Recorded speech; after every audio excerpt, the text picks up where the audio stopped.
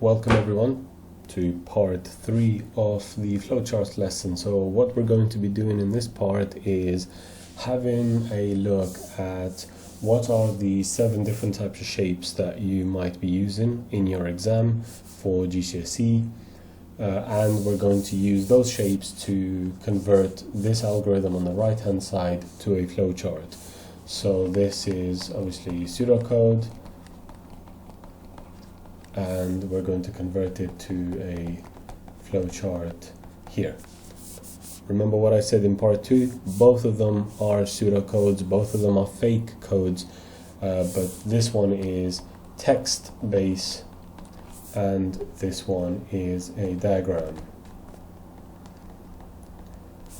Or you can say shapes if you want. So let me just get rid of that so we got more space here. Now, with every flowchart, we need a start. Okay, so we're going to be using this shape up here, which is kind of say like an oval shape. You don't have to make the top and the bottom of this shape as straight as the one here. Okay, you can make it sort of like this as well if you want to, as long as you write start inside, or stop if you are ending the program. The shape itself doesn't matter so much as long as it's sort of similar to this. The next part in the algorithm is this line right here, counter. We have a variable called counter, and we are assigning to that variable the value 0. So for assigning variables, we are going to use this shape over here, which is a rectangle, and this shape is used for anything that has to do with processing something. So for example, if you're adding, subtracting from a variable or from a data, wherever it may be, whatever type of process you have to do, you will be using this shape, this rectangle right here. So we're going to add the rectangle here, and we're going to say counter, and we're going to assign to counter the value 0. Now the next line in the pseudocode is the initiation of a while loop, and it has a condition here. So if this condition is true, then all of this code inside the while loop will actually execute, it will run. But if that condition is false, then the program will not run the code inside of the while loop, rather it will execute everything after that.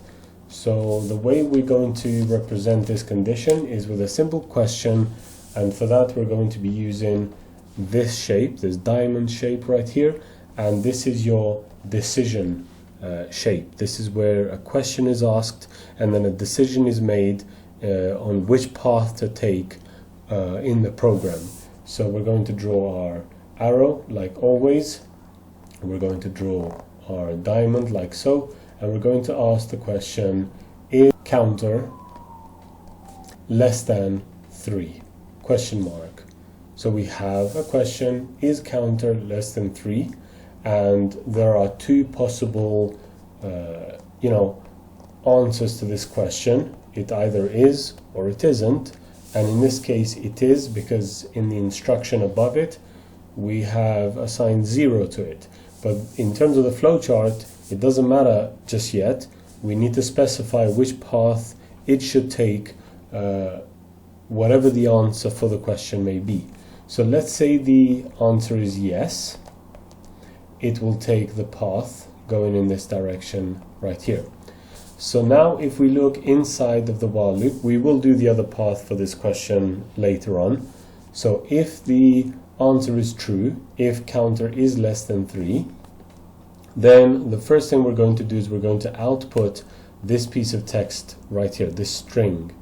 So if we look at our shapes, we can use this parallelogram over here for inputting and outputting.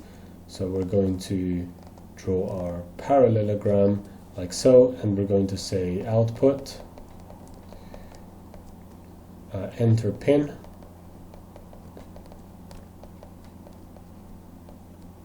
like that. Okay, what comes next is the user input into the variable pin, into the identifier pin. So for this we're going to use the same shape, the parallelogram, because this is used for both input and output.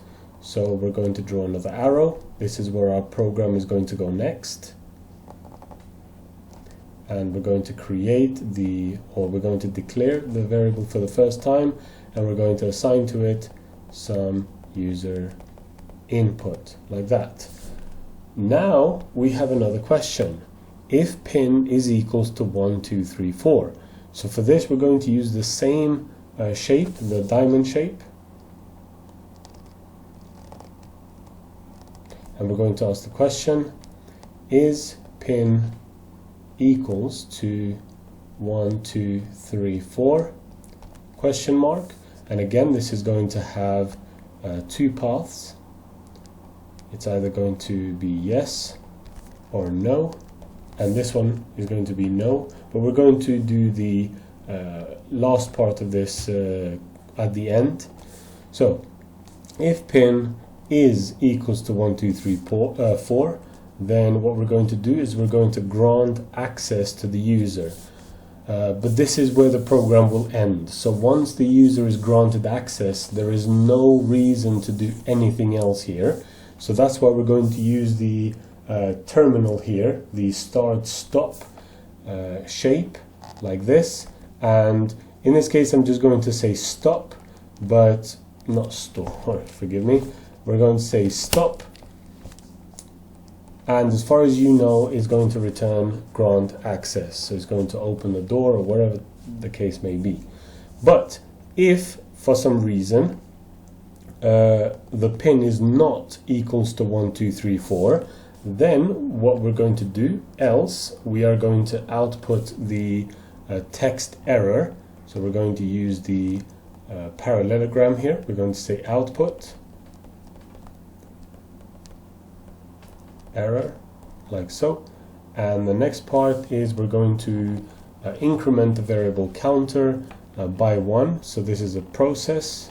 This is where the processor gets involved with some calculating, and we say counter is being assigned to counter plus 1. I've just run out of space, so I've just done it this way. Alright, now where do we go next? Well, the while loop is still in function, and we need to now check whether counter is still less than 3, and if that's true, then we need to repeat these lines of code in here. So this box or this shape will link back to this question over here.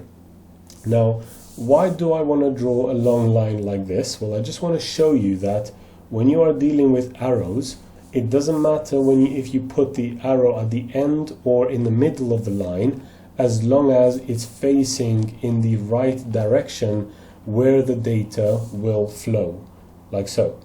So if I follow this line, I'm able to see the arrows, and they will lead me to where the data or where the program is going to flow next. Alright, so that's pretty much the inside of the while loop done, and the while loop itself. So now this return deny access, this will get executed if this condition ends up being false, and obviously if we haven't returned grant access. So if counter is not less than 3, then we are going to return deny access. So we're going to stop the program over here. Oh, I've made the same mistake. So we're going to say stop, like this. Alright, so we've done 5 shapes. The next part I want to draw your attention to is this one right here, the comments. So this is how we add comments to our algorithm, if this is something you want to do in the exam, to clarify for the examiner what your algorithm should be doing and why it's doing a certain thing. So the way we add comments is we can just encapsulate this instruction with a square bracket like this, and then we can either draw a line, or we can do the dotted line like this, and we would add some sort of comment here. We would say this is assigning 0 to counter. Obviously you can be as descriptive as you want with your comments, and you don't necessarily always have to only comment one one instruction. If I wanted to comment this entire while loop here, I could do the same thing, and then I could write my comments as such. So you don't have to feel restricted as if with only one instruction. You can comment multiple instructions at the same time. Okay, so that takes care of this shape. The last thing I want to teach you is the connectors. So sometimes in the exam, let's say I'm going to use this part of the drawing board here. So let's say in the exam you have 2 pages that you are working on. So these are 2 pages from the exam, and let's say for the sake of argument that you've started drawing your flowchart here like this, like that, and you've run out of space at the end of this page but want to continue your flowchart into the next page. What you would do here is you would create a connector. So for example, you would just draw the arrow like this into the connector. You would label the connector. It doesn't have to be A, but I just use that one since it's the first letter of the alphabet really. And on the second page, you would do the same connector here, A, and you would continue your algorithm into the next part, into the next instruction in the sequence. And these 2 connectors will basically tell the examiner that this flowchart is connected with these labels. You can imagine them as buttons that go on top of one another, which connect 2 things into one. Alright, so this is why you would use these connectors.